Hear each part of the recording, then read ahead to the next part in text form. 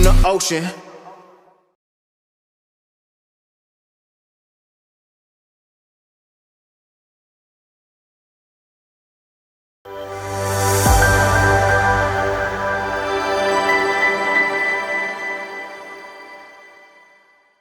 Me gustaría que vayamos avanzando con el tema de la pregunta al experto en seguros, mi estimado Eloy López, el señor de los seguros. Recuerden que Eloy va a ir formulando y compilando todas las preguntas que ustedes tengan aquí para ir creando, ¿verdad? Una pequeña enciclopedia de respuestas a los principales De problemas o dudas que tienen respuestas. ustedes en la comercialización de seguros. Bueno, tienen por aquí el día de hoy una pregunta para el experto o, mi estimado Eloy, si de las pasadas o de las que hicieron llegar en esta semana, ¿nos quieres compartir alguna? Lo que pase primero. Fíjate que no hicieron llegar ninguna todavía. Pero creo que ahorita también Pepe nos va a ayudar con esa. A ver, y al final la respondo, la de cómo ir armando un equipo. Creo que es como la más común, ¿no? Cuando hay que ir contratando personas y todo esto, ¿Cómo ¿no? armar un equipo? Excelente, excelente, excelente. Muy bien, muy bien. Perfecto. Pues bueno, vamos a ir entonces armando esa pregunta para la parte final de la tempranera. El tema de esta semana de la tempranera es, ¿estás listo para ir más allá de las ventas? Y en este sentido es muy importante que entendamos lo siguiente.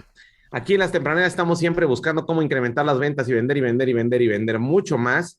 Sin embargo, en el tipo de industria en la que ustedes se encuentran, mi estimado Eloy, ¿qué tan importante es ir más allá de las ventas? Hablando ya de estar preparado para la entrega, preparado para el servicio. ¿Cuánto de tu negocio hoy se basa, verdad, en la entrega y el servicio después de haber vendido, lo cual te produce sin la necesidad de estar buscando clientes nuevos, futuros negocios? Más de la mitad del negocio depende del servicio. ¿Por qué? Porque la gente cuando nosotros, lo que nosotros vendemos de hecho requiere muchísimo servicio. Cuando se usa, el cliente necesita. Cuando llega el momento de la verdad, el cliente necesita que nosotros estemos ahí y que tengamos todo, vamos a decir, todo ya paso a paso de qué hacer para apoyarlo. Y ese servicio que nosotros damos al momento de utilizar el seguro es el que nos genera clientes posteriores que nos recomienden, que además de que nos recomienden ya prácticamente es este un servicio probado, ¿no? Un servicio, pero más de lo interesante que es que más de la mitad de los clientes llegan por ahí, por el servicio, por recomendaciones, ¿no? Exactamente. Y por ahí estábamos hablando con los closers fundadores o, bueno, otros closers porque tenemos como 15 grupos de closers, pero bueno, estábamos platicando de la importancia de nunca quedarnos estancados en la primera venta. Estábamos por ahí dando unas estadísticas muy interesantes de la retención de clientes que tiene totalmente que ver con la capacidad para seguirle vendiendo y darle servicio y eliminar otros riesgos de su vida, ¿no?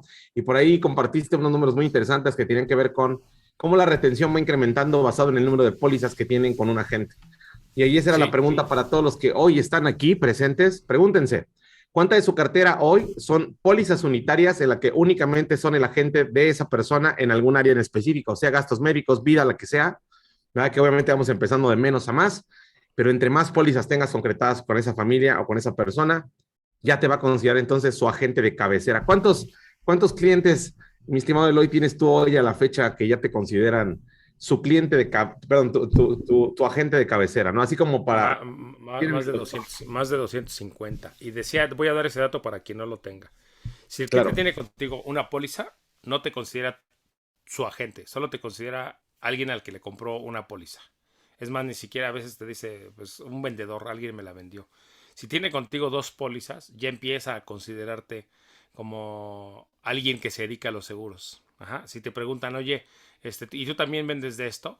Ya te considera alguien que, bueno, que puede considerar para seguros. Si tiene tres pólizas contigo, ya te está, ya te considera, no ya te está, ya te considera su agente de seguros. Debe tener tres pólizas contigo para que te considere su agente de seguros. Y si no, quiero que hagas memoria. ¿Cuántos de tus clientes que tienen una sola póliza contigo te consideran su agente de seguros? Es muy raro. Es más, las probabilidades de que te cancelen o de que esa póliza la pasen con otro agente son muy altas. Y si tú tienes dos, vas disminuyendo las posibilidades. Si tú tienes una sola póliza con él, casi te puedo decir que llega al 80 o 90% de probabilidades de que te cambien de agente el año que viene. Pero si tú tienes 2 pólizas o logras que él tenga al menos 2 pólizas contigo, eso disminuye al 30%. Y si tú tienes 3 pólizas con ese cliente, ya prácticamente has eliminado la posibilidad de que las cambie de agente. Ya te considera su agente de seguros. Ese es un Excelente. dato. Pues ahí lo tienen. Ese pequeño dato les puede triplicar el tamaño de su cartera de un día para otro. Ese pequeño dato va a reforzar la información clave que tiene que ver con todo el tema de la parte de los sistemas de comercialización. La primera venta es la más difícil del mundo. La segunda venta es la más fácil del mundo, porque el problema es la construcción inicial de confianza. Y una vez que ustedes ya gastaron su tiempo, su dinero y su enfoque en la construcción inicial de confianza y relación, tienen que ir por ese segundo cheque que la gente tiene literalmente escondido ahí en su gaveta con tu nombre listo para que tú le pongas el número basado en el siguiente servicio o siguiente problema que quieres resolverle a la persona. Recuerden que ustedes están eliminando riesgos y entre más ayuden, por ahí tenemos esta máxima, ¿no? Es un prospecto a un cliente en este caso, porque ya le vendieron, siempre va a estar más contento si le vendes más, ¿no? Entonces, realmente donde las personas se sienten defraudadas es cuando dejas de venderle más, la cual es una ironía por sí misma, porque uno pensaría que está tomando ventaja, por así decirlo, de esa relación. Sin embargo, la gente se siente mucho mejor cuando aquella persona que ya resolvió un problema sigue ahí presente para resolver el siguiente. Así que, por favor, asegúrense de eliminar el riesgo de su parte del abandono por no tener suficientes pólizas con cada persona en su cartera actual. Así que háganle un análisis, por favor, y vamos a ver qué tanto podemos hacer crecer nuestro nivel de servicio con lo que ya tenemos hoy. Antes de siquiera voltear a ver prospectos nuevos, atiende a los que ya tienes. Muy bien, entonces, ahí estamos ya en 138, excelente. Hoy tenemos un invitado especial, José Ángel del Río, que platicando con él ya hace algunas semanas, no justamente en todo el tema de la parte de los agentes de seguros, me comentaba, ¿no? Una pregunta muy interesante. Yo que siempre estoy con mi estimado Eloy, enfocados en que la gente venda más, ¿no? Imagínate que podemos pensar en qué pasa cuando las ventas llegan a volverse tu problema, ¿no? Porque obviamente en este ciclo inicial, si no lo vemos como un todo en una empresa, que es como tal una empresa, un negocio completo para ustedes, aunque tengan un despacho, ni siquiera en la entidad del promotor, que ese es otro tema también que vamos a tocar más adelante, pero en la entidad de la gente, ¿verdad? Cuando lo ven ya como un negocio como tal, donde tienen personal, un equipo, procesos, se puede llegar a convertir literalmente en un problema el vender si no estás listo para vender y después entregar, ¿no? O dar ese servicio. Yo te he visto a ti, mi estimado Eloy, muy enfocado siempre en todo el tema de la parte del servicio, en la construcción de un equipo sobre esa línea, y hoy vamos a tocar justamente ese tema. José Ángel del Río es un especialista en el tema de empresas familiares, socio fundador de Alpe Consultores, una firma con más de 40 años en el mercado, ingeniero, filósofo con maestría en negocios en el IPADE, y bueno, con esta especialización en el tema de la parte de empresas familiares, que tiene unos datos que a mí me dejan, la verdad, sobre todo porque me siento identificado con el tema. 7, me parece, de cada 10 empresas en este país, ¿no? Son empresas familiares. Y menos del, ahorita vamos a confirmar esto con Pepe, menos del 10%, creo que menos que el 10%, logra pasar a cuarta generación, ¿no? Entonces, hoy como uno de los principales factores de muerte de emprendimiento en este país es la incapacidad para poder crear o construir una empresa familiar porque tiene sus propias reglas y su propio juego. Permítanme por aquí reactivar el audio de mi estimado Pepe. Muy buenos días, Pepe, ¿cómo estás? Vamos a ver aquí, reactivación de audio, ya te llegó ahí la señal. Perdón, se volvió a cerrar. Ahí, ahí estamos, por ahí estamos. Te voy a enviar la señal de reactivación. Ahí está. Listo, Muy listo. bien, buenos días. Vi claramente la actitud de no darme el sonido, Valen, de verdad, pero bueno, no importa. No quería soltar Somos la tan palabra. amigos que estoy dispuesto a perdonarte. Buenos días a todos. Buenos días a todos. Es de verdad un gran gusto verlos a todos. Hola, Pepe, Me da buen día, muchísimo bienvenido. gusto tener esta oportunidad. Eloy, encantado en saludarte. Un abrazo grande desde acá, desde Chilangolandia para todos los regios. Es un gusto estar con todos ustedes. Déjame contarte que tuve un socio hace algunos años que cada vez que llegaba alguno de los consultores junior o yo mismo con una venta, con un nuevo proyecto, se me quedaba viendo y me decía, ¿y quién carambas va a hacer eso? Todo mundo está ocupado. Mi reacción interior era decir, mira, ya vendimos, ya veremos cómo le hacemos. Graso error. Porque si no estábamos preparados para el siguiente proyecto que estábamos vendiendo, En el momento en que ese proyecto empezaba a funcionar, pues resulta que lo malatendíamos y al malatenderlo, pues el cliente no regresaba. Creo que este punto es bien importante.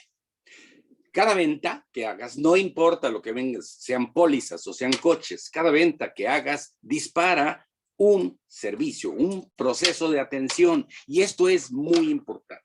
Quiero ponerte varios ejemplos rápidos.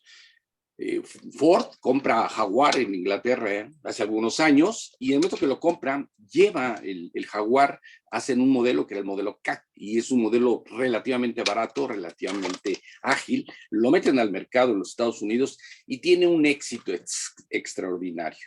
La gente empieza a comprar el coche, la marca con todo el prestigio que tiene, empieza a vender. Y sobrevenden el automóvil. Y en el momento que empiezan a sobrevenderlo, las quejas y los reclamos de los socios tiran la marca. Les tomó más de 10 años recuperar el prestigio de Jaguar en Estados Unidos como efecto de una sobreventa. La calidad del servicio, pero ojo, medida en términos del propio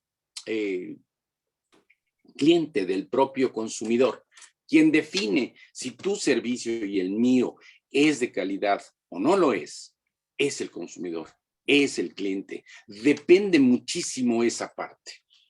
Creo, y lo dijo Allen, estoy totalmente de acuerdo y también de acuerdo con Eloy, en el momento que la calidad de tu servicio es lo suficientemente buena, te tengo noticias. Espero que no te enojes, Allen. Dejas de vender y empiezas a despachar. ¿Cuál es la diferencia? La gente viene y te compra y no estás vendiendo. El proceso de reventa se vuelve tan importante que llega un momento que te olvidas de vender y lo único que tienes que estar haciendo es decidiendo qué proyectos tomas y qué proyectos no tomas, qué ventas realizas y cuáles no. A mí un socio me criticaba mucho porque llegó un momento en el despacho hace unos 10 años que más que salir a vender, lo que hacíamos era estar recibiendo nuevas propuestas.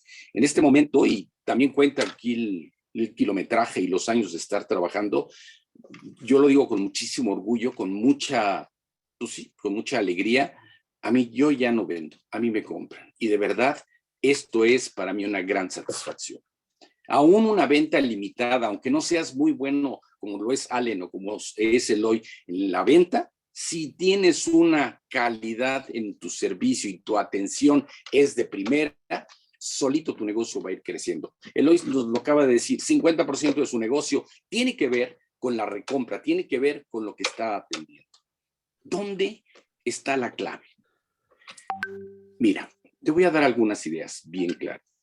Tienes que imaginarte tu proceso de atención. Una vez que vendiste, así como puedes plantear un embudo en el proceso de ventas desde el primer contacto con el cliente hasta que cierras la venta, entregas la póliza, de ahí hacia adelante vuelve a haber otro embudo y un embudo que tienes que tener bien claro. Tienes que descubrir que tu proceso de atención, que tu trabajo interno es como una fábrica y tiene una serie de estaciones. No es lo mismo vender una póliza de automóvil que una póliza de seguro de gastos médicos mayores o una póliza de vida. Cada uno de estos productos tiene un proceso de fabricación, déjame ponerlo en estos términos, diferente. Y tú tienes que tener la claridad absoluta de cómo se va comportando, cuáles son las etapas, dónde entra, qué hay que hacer. Y al final entregar la póliza. Y esto no es más que el primer nivel. El siguiente nivel es cuando surja una reclamación, cuando surja un siniestro, ¿qué va a pasar? La atención de un siniestro, aunque le corresponde probablemente a la compañía de seguros y no a ti, es muy importante que el cliente perciba que tú estás atrás de su asunto, que tú estás ayudándole a resolver su asunto. Tengo un amigo que salía yo de viaje, poquito antes de la pandemia, me habla por teléfono y me dice, Pepe, te estoy hablando para que tengas un buen viaje. Oye, muchas gracias. Una pregunta, ¿ya compraste un seguro de gastos médicos para el viaje? Dije, oye, no, qué bueno que me hablaste. ¿Cuánto cuesta? Me habló inmediatamente. 10 minutos después, yo tenía mi correo electrónico, 3 propuestas, A, B y C. Tomé la propuesta B, le mandé el pago y el día que tomé mi avión, yo estaba asegurado. Afortunadamente, mi esposa tuvo una crisis en una rodilla en a lo largo del viaje, y gracias a que yo tenía este seguro, pude resolver todo mi problema. Cuando regresé y hablé con mi agente, le dije, oye, pasó esto y esto.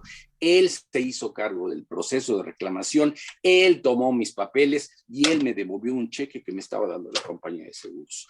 ¿Tú crees que voy a buscar a otro agente en mi próximo viaje o cuando cambie el seguro de mi auto?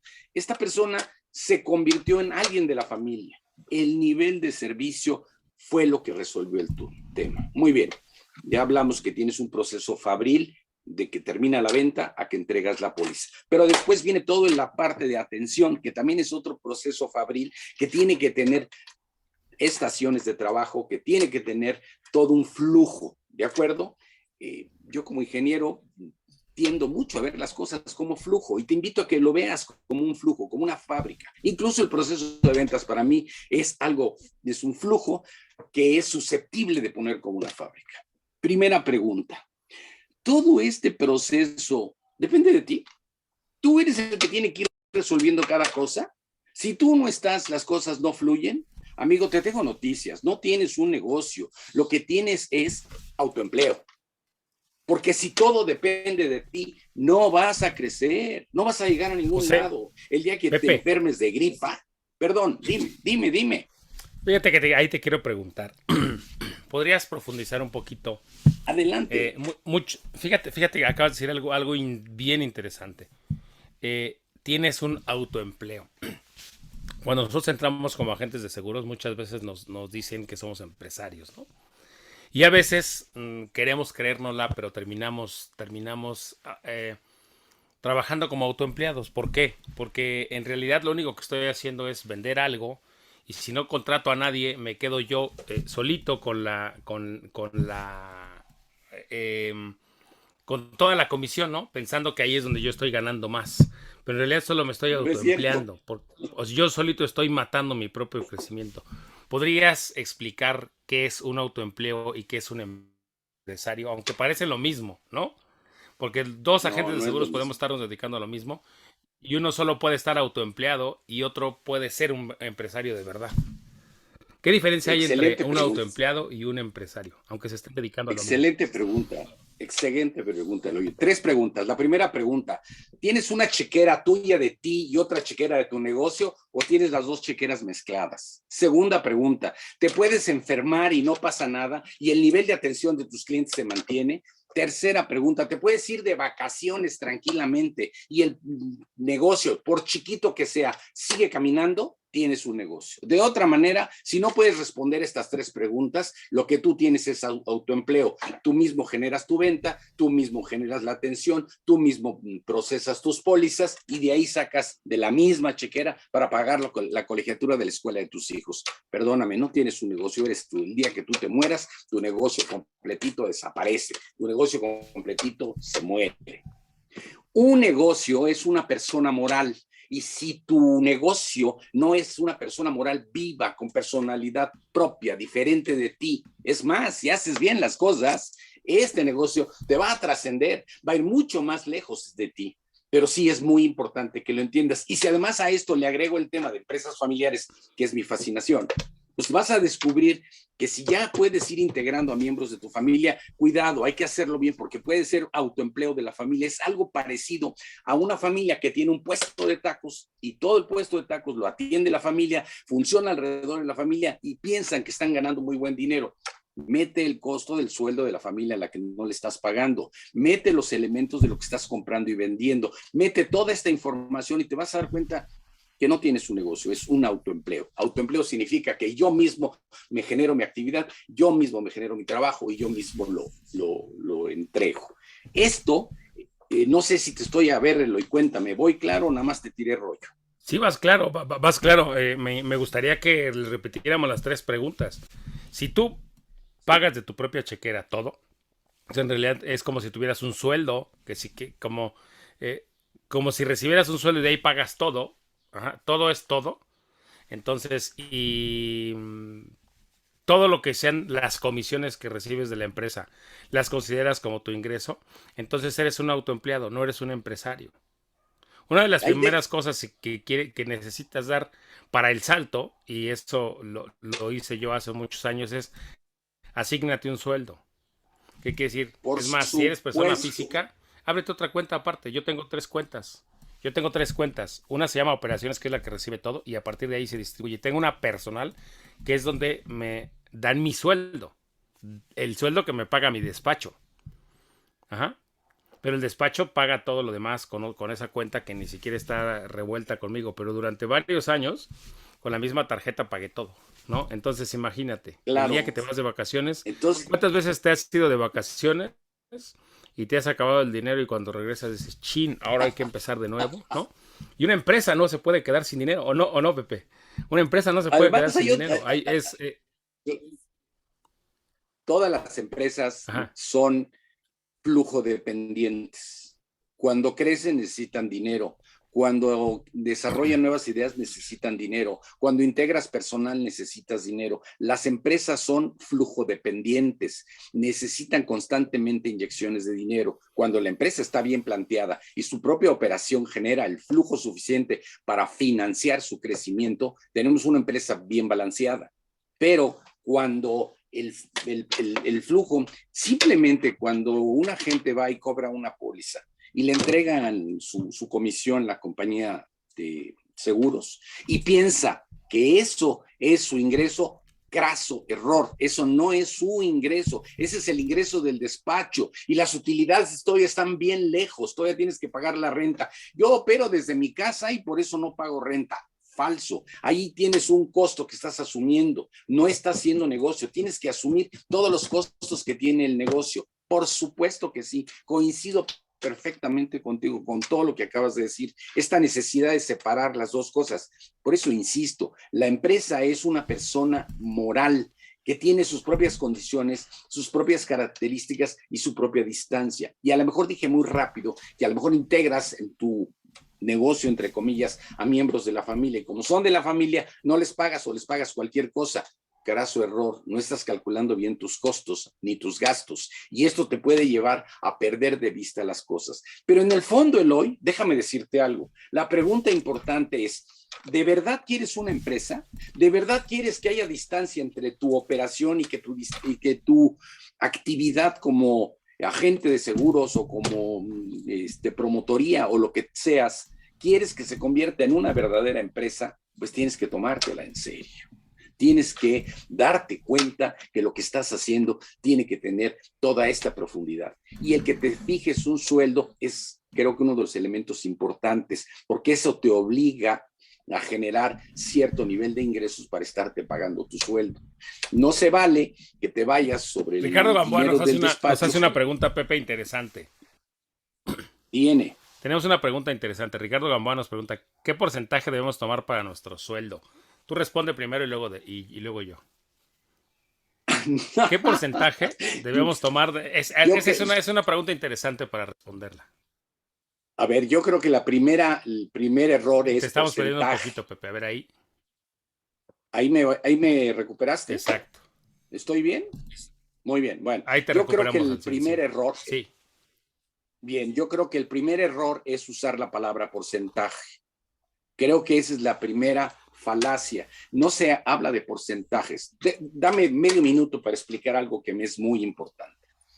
Yo no contrato personas, contrato funciones. Y quiero poner un ejemplo bien concreto. Juanita, que es mi secretaria, yo le pago la función de secretaria. A Juanita no la puedo pagar yo, solamente Dios y su mamita la pueden pagar. ¿Me expliqué esto a diferencia? Entonces yo pago las funciones. Las funciones, los servicios, un contador, una secretaria, un vendedor incluso, es un bien que tiene oferta y demanda y se cotiza en el mercado. Y yo puedo decir, un contador con 10 años de experiencia, con especialidad en fiscal, vale entre tanto y cuánto. Muy bien.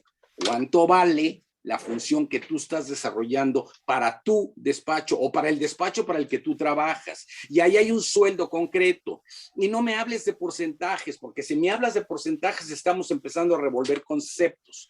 Yo a mis clientes de las empresas familiares les digo, a ver, tienes que entender claramente, cada peso que te llevas a la bolsa te lo llevas o por ser empleado, o por ser socio, o por ser heredero. Si te llevas el peso por ser empleado, muy bien, tu función ¿Cuánto vale lo que tú haces si traes a alguien de la calle para que haga eso mismo? ¿Cuánto le pagarías a un tercero porque haga eso? Ese es tu sueldo. Las otras partes son dividendos y los dividendos tienen que estarse manejando con seriedad. Yo no puedo estar sacando mes a mes dividendos de mi negocio. Tengo que hacer cortes, tengo que ver mi utilidad, tengo que ver cuánto reparto, porque luego resulta que me llevé a mi casa el pago de los impuestos. Entonces tengo que ser muy cuidadoso con eso. No me gustan los porcentajes en este contexto que los estás planteando, Eloy. No sé si te estoy respondiendo. Es que diste la misma respuesta que daría yo. Justamente uno de los errores, sí, porque imagínate que si tú te asignas el 50% del ingreso, ¿no? Entonces va a depender de lo que vendas. En realidad, les voy a decir qué es lo que deben hacer. Lo que deben hacer es lo que dijo Pepe. A ver, ¿cuánto vale mi trabajo? ¿Cuánto le pagaría yo a un vendedor? Si yo me muriera, ¿cuánto le pagaría a un vendedor que vendiera por mí en mi empresa? ¿Cuánto le pagaría? Es así de simple. ¿Qué funciones estoy cumpliendo yo en la empresa? ¿Y cuánto me pagaría yo por eso? Entonces, de esa manera, tú no vas a estar dependiendo ni tu empresa de ti. O sea, lo importante que debemos entender es que nuestra empresa no debe depender de nosotros en la medida de lo posible y nosotros de ella. Como dijo Pepe hace un momento, nosotros podemos irnos de vacaciones y la empresa tiene que seguir funcionando. Y podemos irnos de vacaciones eternas y seguirá funcionando. Entonces, yo no lo haría en porcentaje, yo lo haría en función del sueldo. Es más, ¿quieres ponerlo todavía, vamos a decir, quieres verte como un jefe barco? Asígnate un sueldo y di, a ver, ¿cuánto es lo que yo necesito? Yo quiero contratar a este empleado, lo quiero mucho, ¿no? Y le voy a dar, le voy a pagar 100,000 pesos mensuales, ¿no? Ahora yo te pregunto, si tú designas 100,000 pesos mensuales, ¿qué le exigirías? Alguna vez me dijeron, cuando yo todavía no era empresario, Pepe, recuerdo clarito que decía, si tú tuvieras a alguien que le pagaras 100,000 pesos mensuales en tu empresa, ¿y qué le pedirías que hiciera? ¿Qué le exigirías que hiciera? Y la pregunta era interesante porque decía, ¿por qué no ya hacías tú la lista, ¿no? Pues le exigiría que hiciera esto, esto, esto y esto y esto. Y luego dice, bueno, ese empleado eres tú, ¿por qué no te exiges en ese nivel? ¿No? Entonces es interesante. Tengo una función de sueldo por la dirección. Uh-huh. Claro, Okay. y tengo... Vamos a seguir con... Ajá. Tengo que separar. Déjame hacer un pequeño paréntesis aquí. Quiero que visualices este proceso. No sé si alguno de ustedes oyó hablar de un señor que hablaba del nivel de incompetencia dentro de las organizaciones y decía que entrábamos a trabajar a una organización y íbamos ascendiendo en esa organización de niveles de competencia al siguiente nivel de competencia, hasta que un día dábamos el último brinco y alcanzábamos nuestro nivel de incompetencia y que por eso las grandes organizaciones eran poco eficientes. Tiene asegúnes la teoría de este señor y se puede discutir, pero lo que quiero dejar bien claro en la mesa es, tú vas ascendiendo de niveles de competencia a otro nivel de competencia hasta que llega un momento que topas. Eso te pasa a ti. Tú estás vendiendo y vuelves a vender y vuelves a vender y llega un momento en que topas tu capacidad de servicio, tanto en la parte de la producción de pólizas como en la parte de atención post pólizas, que tiene que ver mucho más con los siniestros. Bueno, en ese momento que tú topas ese nivel de incapacidad de seguir atendiendo correctamente a tu cliente, porque además lo tienes que definir y tienes que tener bien claro ¿cuál es la expectativa de tu cliente? No se trata de todo por todo más todo. No, yo cuando entro a un McDonald's ya sé lo que estoy esperando. No tengo la expectativa de que me den mantel de tela, que me den servilleta de tela y venga un maitre a ofrecerme un vino. No, pero si voy a un restaurante de alto nivel y de alta gama, sí estoy esperando ese nivel de atención. Entonces yo tengo que definir en dónde estoy, qué tipo de servicio va a dar mi empresa, mi negocio, dónde está y a qué tipo de cosas me quiero especializar. Ser todólogo y meterme en todo, cuidado, necesitas una estructura muy grande. Pocas empresas son capaces de lograr esto, pero vamos al punto. Tú vas ascendiendo de vender y cuando topas tu capacidad de atención, en ese momento es muy peligroso. Te puede pasar lo que le pasó a Jaguar en los Estados Unidos. En ese momento la gente no se empieza a sentir a gusto contigo. Entonces, yo te pido que hagas varias cosas. La primera, Mide tu proceso, visualiza tu proceso. ¿Dónde está tu cuello de botella? En la producción de la póliza, tu cuello de botella está en responder llamadas telefónicas. ¿Dónde está tu cuello, lo que te limita a seguir creciendo? Puedes usar tecnología, hay muchos aspectos de tecnología. Allen es un buenazo con el tema de tecnología. Puedes estar respondiendo preguntas vía WhatsApp, puedes estar haciendo muchas cosas si eres capaz de darte cuenta. Pero, ojo, visualiza tu proceso completo. Tienes que sistematizar, tiene que funcionar sin ti. De otra manera vas a ir vendiendo más, agotando tu capacidad de servicio, y cuando tu capacidad de servicio haya quedado agotada, tus clientes se te van a ir porque van a quedar desilusionados.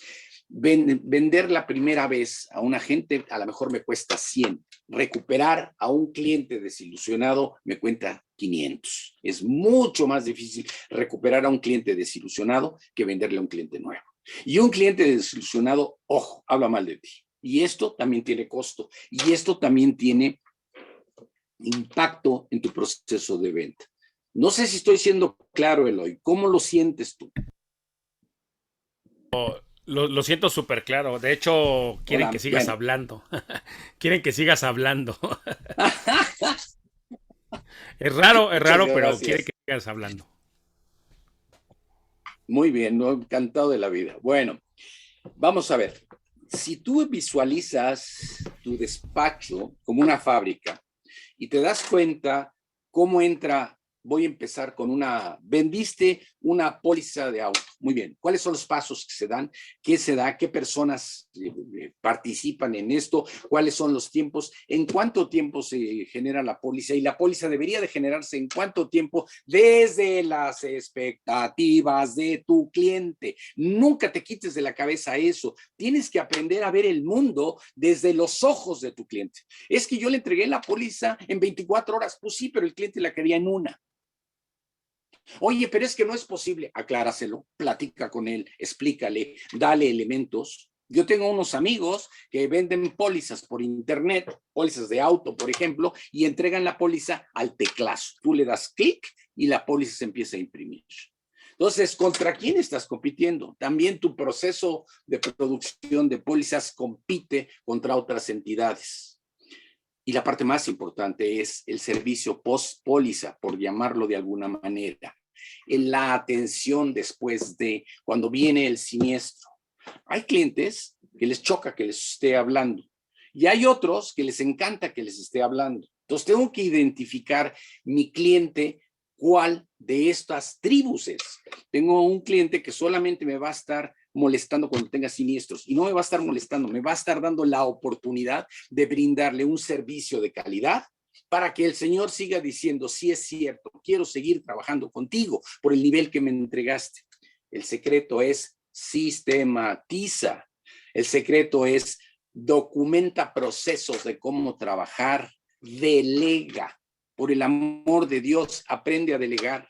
Y delegar implica arriesgarte a que el otro cometa tonterías. Y cada vez que uno de tus empleados comete una tontería, jálalo a tu oficina, no lo pongas como lazo de cochino, sino pregúntale, ¿te queda claro dónde te equivocaste?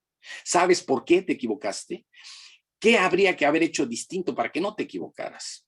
Yo creo que por lo menos hay 3 niveles de delegación. El primer nivel es, ven y ve cómo lo hago yo. El segundo nivel es, ven y lo hacemos juntos. El tercer nivel es, ven, lo haces tú y yo te veo. El cuarto nivel es, Dios te bendiga y más te vale hacerlo bien. ¿Me entendieron? Esta parte es bien importante. No se trata de aventar papas calientes, eso no es delegar. Eso es meter en conflicto al resto de la organización. Tengo que aprender a hacer eso. Ven y ve cómo lo hago, ven, lo hacemos juntos, veo cómo lo haces tú y te dejo libre. Necesitan desarrollar toda estructura. Por ahí habían puesto al principio una pregunta de cómo saber cuánta gente contratar, cómo contratarla. Bueno, es la misma respuesta. En la medida en la que tú puedas visualizar tu proceso de fabricación de pólizas. Y déjame decirlo así, en una ocasión trabajé con una compañía de seguros y en el consejo se me ocurrió decir proceso de fabricación de pólizas y por poco me pegan. Y cuando me defendí les dije, a ver, entendamos, si no vemos este proceso como algo fabril, repetible, medible, lo que no se mide no se puede mejorar. Entonces, medible, planteable, las cosas se pueden mejorar. Y efectivamente necesitamos ir hacia allá. Vas a pensar o vas a descubrir que empiezas a tener éxito en el momento en que te puedes ir de vacaciones y que la maquinita funciona sin ti. Aquí es donde empiezas a entender claramente que la comisión que te está dando la compañía de seguros no es tu ingreso, es el ingreso del despacho, es el ingreso de la empresa, no es tu ingreso. ¿Qué pasó, don Eloy? ¿Quieres comentar algo? No. Yo estoy bien. Aquí están preguntando Dago Rosales. Fíjate que, bueno, hay una Edwin Romero. Me gustaría que le aclaráramos algo. Dice, ¿qué servicios se pueden dar a los asegurados al momento de siniestros, además del acompañamiento? En realidad, Edwin, lo acaba de decir José. Tienes que ver el mundo, qué servicio le gustaría recibir a tu cliente. Y para eso hay varias maneras. La más importante, vamos a decir la más básica, pero además es la más importante, pregúntale a él qué servicio le gustaría recibir.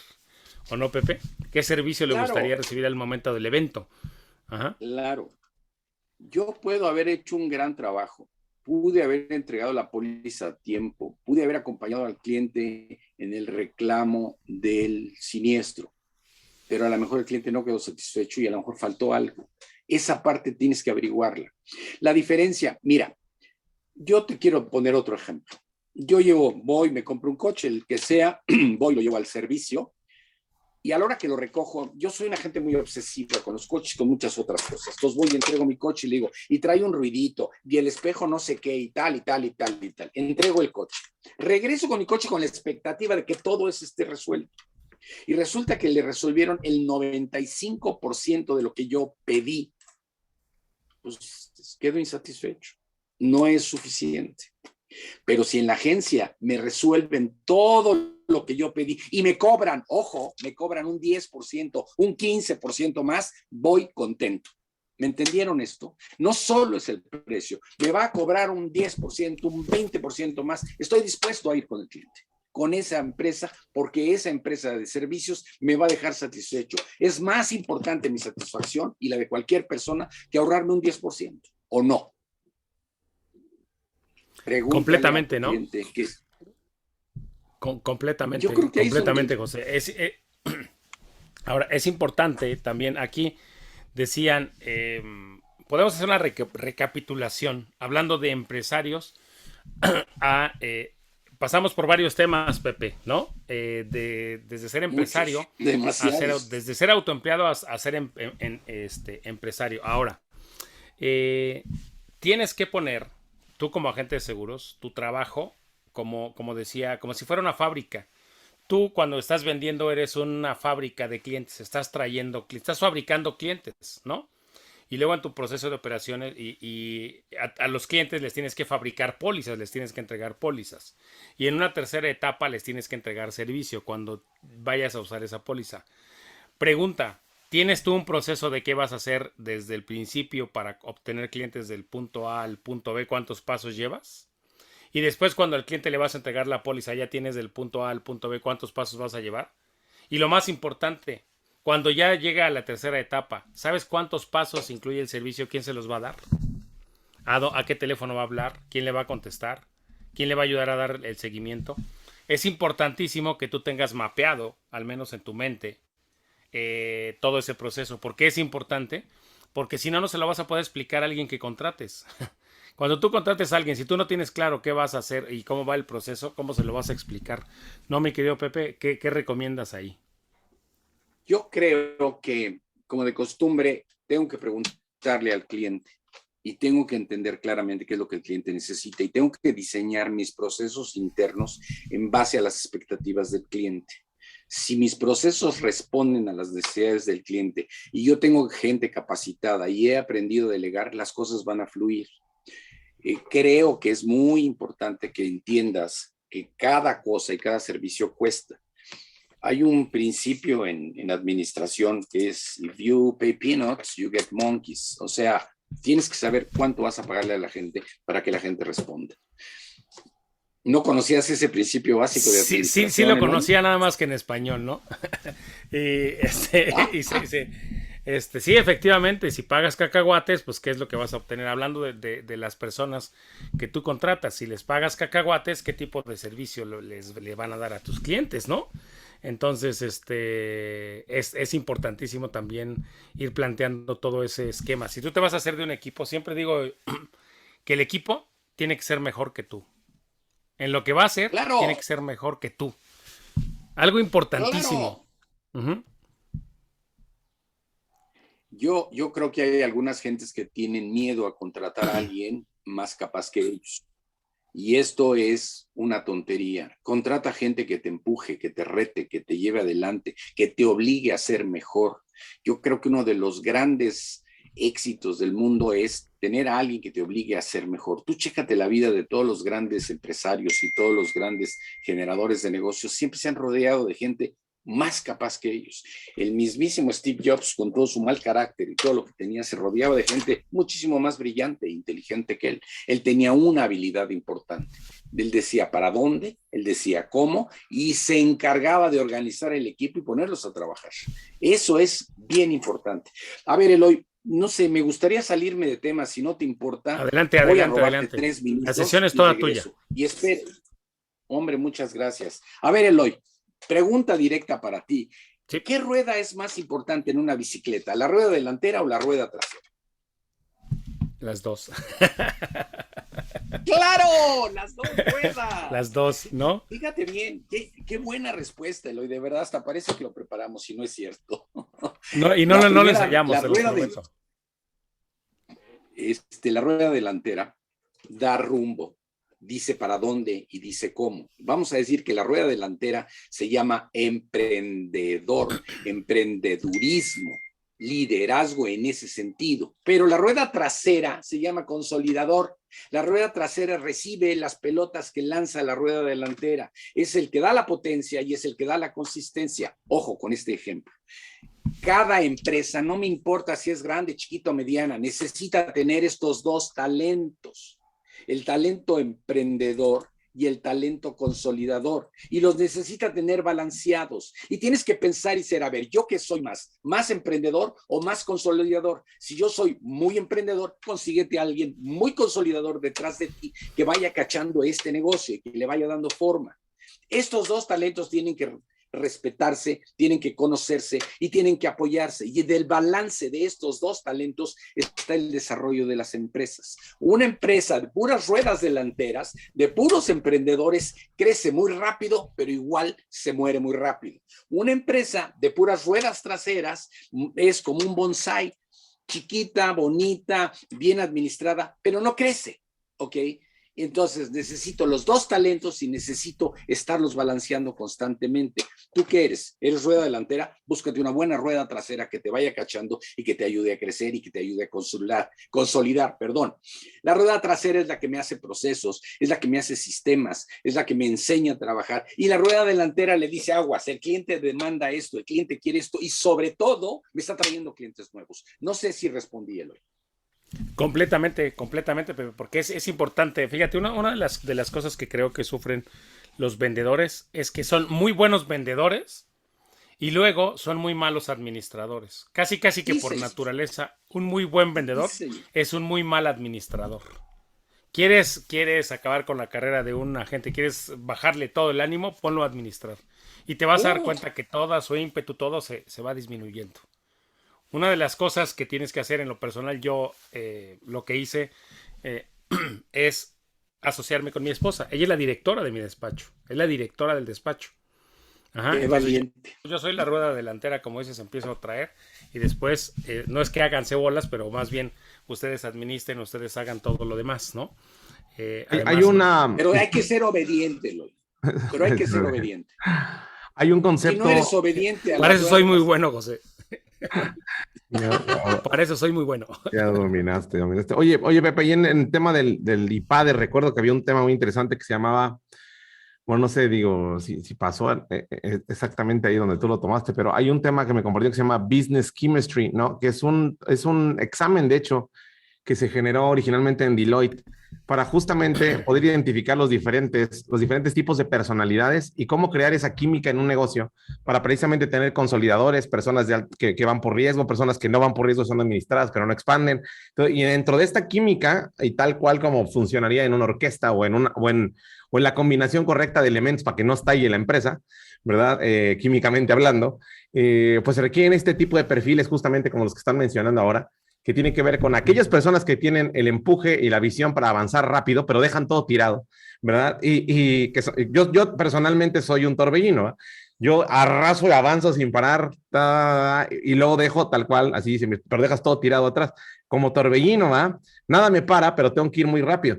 Y atrás tiene que haber literalmente la contención de daños en la organización, la consolidación, porque de lo contrario, ¿verdad? Después, cuando volteas literalmente, ¿no? Queda ahí, quedan los daños y la memoria del éxito, pero tenemos que tener el sostenimiento.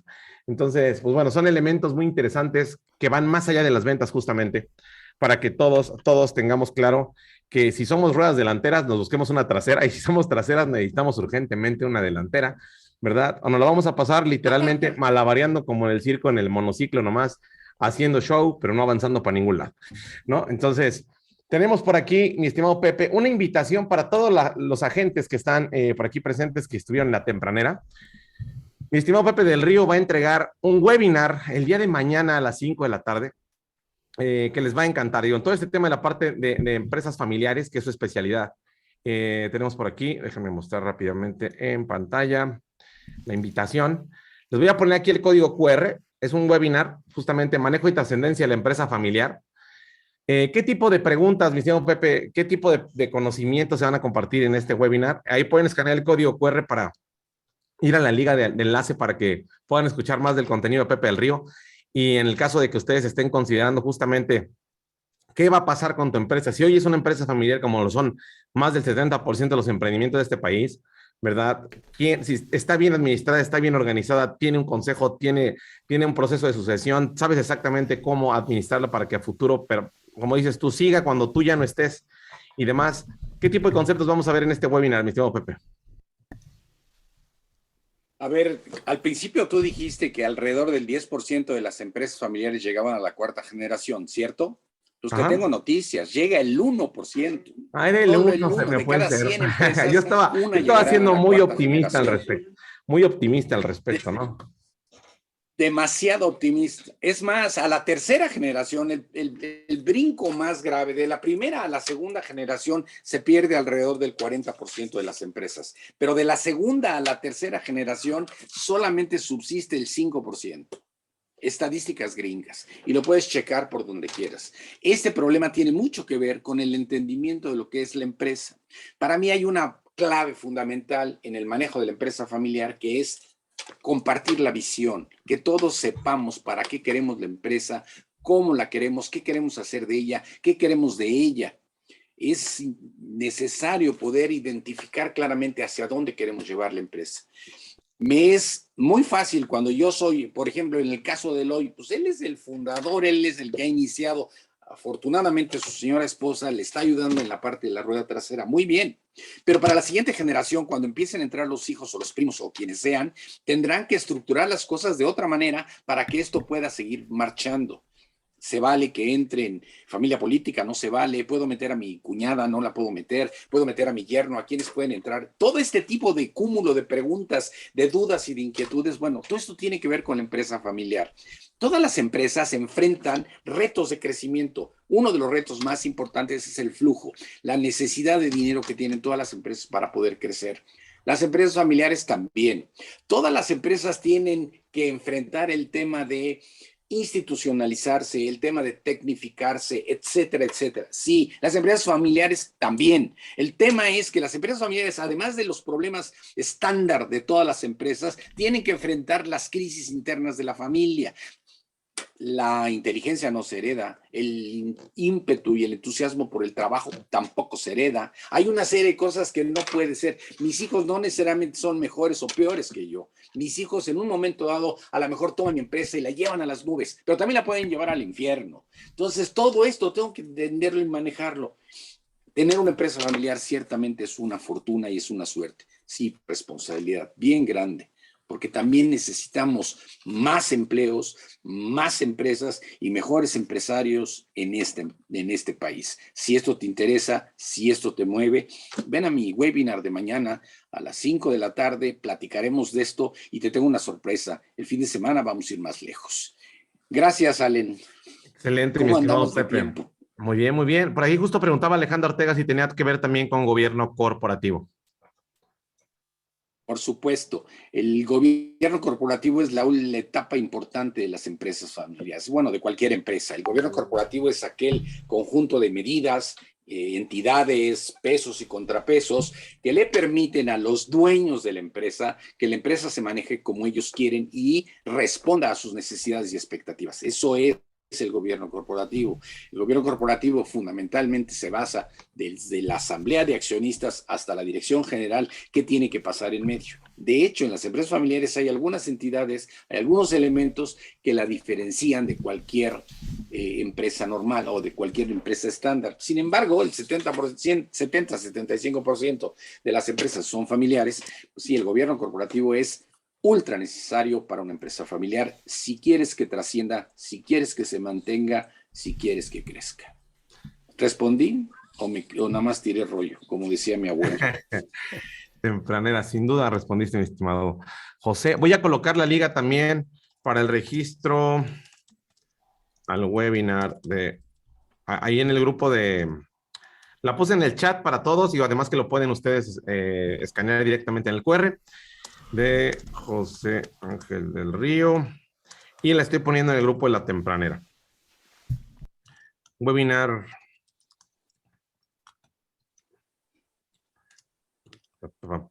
Listo, ahorita les comparto la liga ahí para que la puedan accesar directamente en el tema de la tempranera.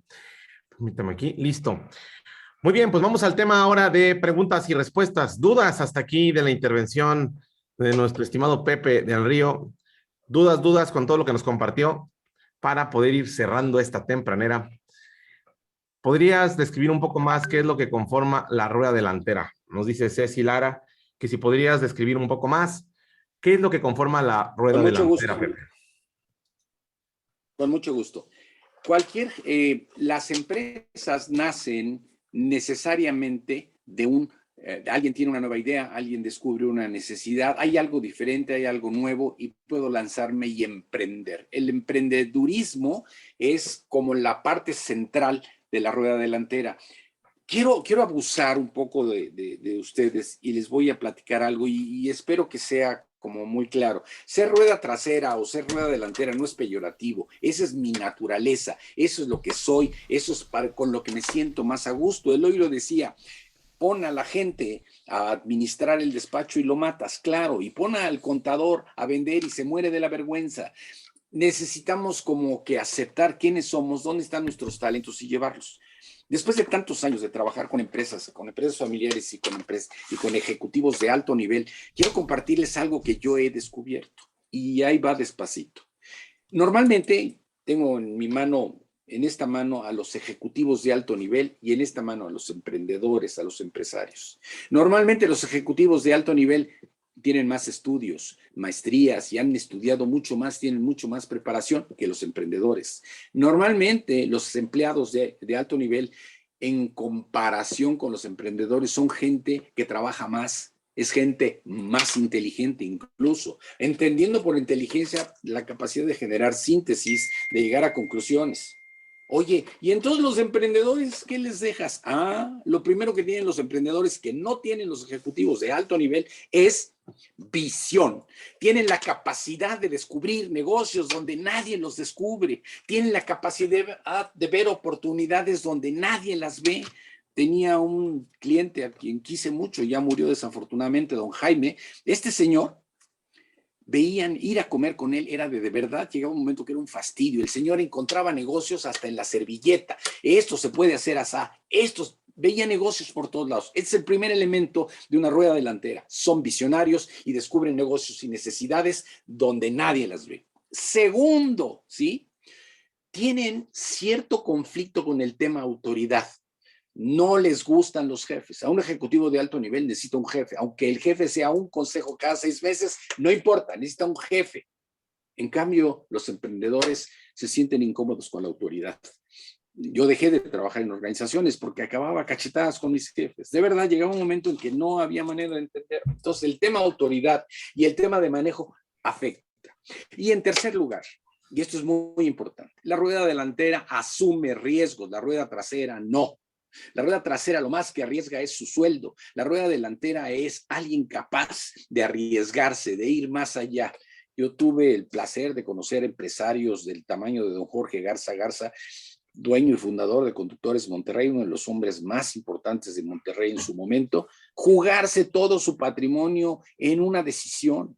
Estábamos en Nacional Financiera y el hombre fue capaz de decir, va a una firma que no tienes idea lo que estaba arriesgando. Y desde ahí nos fuimos a comer felices de la vida. Yo no hubiera dormido 3 meses de lo que el señor estaba arriesgando. La capacidad de riesgo, el manejo del tema de autoridad y, en primer lugar, la visión de descubrir negocios. A Steve Jobs le decían, usted consulta al mercado, jamás. El mercado no sabe lo que necesita. Yo sé lo que necesita el mercado y se lo pongo y me lo compran.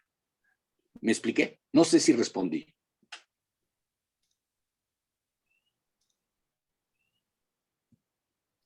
No te escucho, Eloy.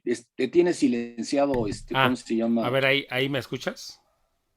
Ahí te escucho. Sí, dice Ceci que sí le respondiste. Bueno, son 8:29. José, ¿con qué te gustaría despedirte? ¿Dónde te encuentran? Ya dimos lo de tu webinar, pero ¿dónde te encuentran? Ya para despedirnos, ir cerrando, porque ya son 8:30. Yo le subo, le mando, Allen tiene todos mis datos, con mucho gusto los mando para no quitarles más tiempo. Y yo lo que quisiera dejarlos con una sola idea. Si quieres tener una empresa, por favor, déjala que camine, déjala que crezca. Y así como padre tienes la obligación de soltar a tus hijos y dejar que tus hijos sean por sí mismos, se desarrollen y crezcan, haz lo mismo con tu empresa. Tu empresa es tu hijo y en muchos sentidos llega a ser tu hijo más importante. Entonces, así como tienes que soltar a tus hijos y darle libertad, también suelta y dale libertad a tu empresa. Edúcala, enséñala, capacítala, pero suéltala y déjala volar sin ti. Ese día vas a tener una empresa. De verdad, Eloy, muchas gracias. Mi querido Allen, muchas gracias como de costumbre. Y a todos ustedes que me hacen el gran favor de escucharme, de verdad, muchas gracias. Ha sido un verdadero gusto estar con todos ustedes esta mañana. Excelente, dice por aquí Yeri, estoy buenísimo. Es bueno sentirse altamente motivado hacia uno mismo. No, creo que quiso poner, estuvo buenísimo. Excelente. Yo pensé que estaba altamente... con una autoestima hasta el cielo en esta temporada. Yo también estoy buenísimo. Nos vemos déjalo, déjaselo así. Son parte del asunto, ¿verdad? Muy bien, excelente. Pues muchísimas gracias a todos por esta tempranera. Nos vemos en la siguiente. Gracias, Pepe. Gracias, Eloy. Chao. Gracias. Chao. Repetición, 7:30 de la noche. Nos vemos. Bye.